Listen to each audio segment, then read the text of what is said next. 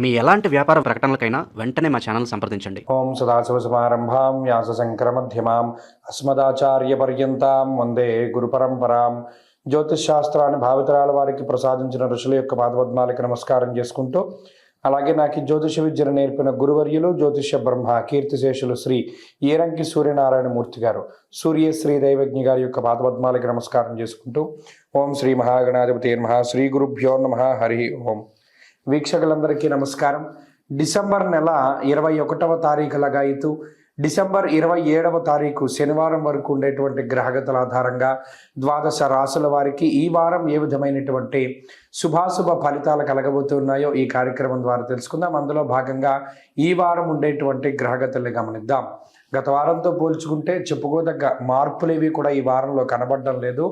ముఖ్యంగా మిథున రాశి యందు గురుని యొక్క సంచారము, అలాగే ఈ వారంతో గురుని యొక్క వక్రగతి పూర్తయిపోతుంది. అలాగే సింహరాశి యందు కేతువు, వృశ్చిక రాశి యందు శుక్రబుధులు, ధనురాశి యందు రవి కుజులు, కుంభమందు రాహువు, మీనమందు శనేశ్వరుడు. ఈ వారంలో చంద్రుడు ధనురాశి నుండి మీనరాశి వరకు సంచరించబోతూ ఉన్నారు. ఇటువంటి పరిస్థితుల్లో ద్వాదశ రాశుల వారికి ఏ విధమైనటువంటి ఫలితాలు కలగబోతున్నాయో తెలుసుకుందాం. అందులో భాగంగా తులారాశి వారికి ఈ వారం చాలా అనుకూలమైనటువంటి ఫలితాలు ఉన్నాయి. మనం గత వారంలో కూడా చెప్పుకున్నాం. తులారాశి వారికి ఎక్కువ సంఖ్యలో గ్రహాలు యోగిస్తూ ఉన్నాయి. ముఖ్యంగా 2వ స్థానంలో శుక్రబుధులు, తృతీయ స్థానమందు రవికుజులు, భాగ్యస్థానమందు గురువు, అలాగే చంద్రుడు, అలాగే షష్ఠ స్థానమందు శనేశ్వరుడు, లాభస్థానమందు కేతువు, వెరసి 9 గ్రహాల్లో 7-8 గ్రహాలు యోగిస్తూనే ఉన్నాయి. అంటే గోచారం ప్రకారం చాలా పీక్ టైం.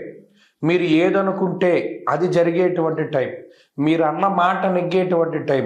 పలానా మన అన్నాం కదా, ఇది జరుగుతోంది, ఇది సాగుతుంది అనేటువంటి ఒక మానసికమైనటువంటి సాటిస్ఫాక్షన్ను కూడా మీరు పొందగలుగుతారు. అలాగే కొంత కంట్రోలింగ్ చేయగలుగుతారు. మీకు ఉండేటువంటి చుట్టుపక్కల విషయాలు కానీ, లేదా మీ అనుజ్ఞతో ఇది జరగాలి అని ఏదైతే మీ కోరికలు ఉంటాయో అవన్నీ కూడా నెరవేరడానికి అవకాశం ఉంటుంది. అలాగే ఒక పాజిటివ్ యాటిట్యూడ్ ఉంటుంది, ఒక పాజిటివ్ థాట్ ఉంటుంది.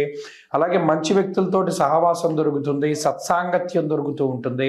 అలాగే విందు విహారయాత్రల్లో పాల్గొనడానికి, శుభ కార్యక్రమాలు చేయడానికి, అలా ఏదైనా దూరత్ర ప్రాంతాలు సంచారం చేస్తూ ఉండడానికి, ఏదైనా ఒక ప్రాపర్టీ కొనడానికి ఏదైనా అప్పు కావాలి అంటే కూడా అది తొందరగా దొరుకుతూ ఉంటుంది.